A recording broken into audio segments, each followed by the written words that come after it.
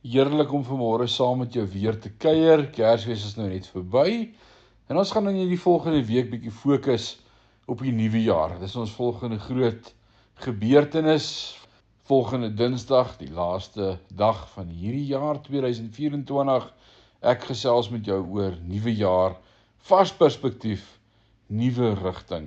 Ek is Rinus van Sandwyk van Sion Gemeente in Parys. Ek wil vanmôre met jou gesels oor 'n nuwe hoop, en ek wil jou vat vanmôre na 1 Petrus hoofstuk 1 vers 3 en ek lees vir jou in die Nuwe Lewende Vertaling.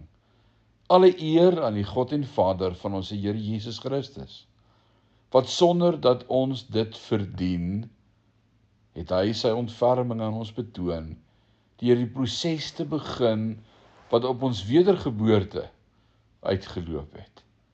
Nou het ons regtig hoop, omdat Jesus Christus uit die dood opgestaan het.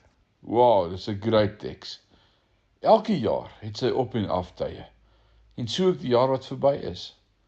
Sukses in sekere opsigte, maar ook mislukkings in ander. Vir ons wat Jesus Christus volg, het Petrus se boodskap. Ons het 'n hoop wat nooit sal sterf nie. Jesus Christus leef, en ons kan in daardie hoop rus. 'n Hoop wat nie net elke nuwe jaar hernie nie, maar vars en nuut is elke liewe oggend. Kom ons bid saam. Vader, dankie dat ons vanmôre mag hoor dat U ons ewige hoop is. Ons het nie net hoop omdat dit 'n nuwe jaar is en weer 'n voorbegin nie. Nee, in Christus is elke dag 'n nuwe dag.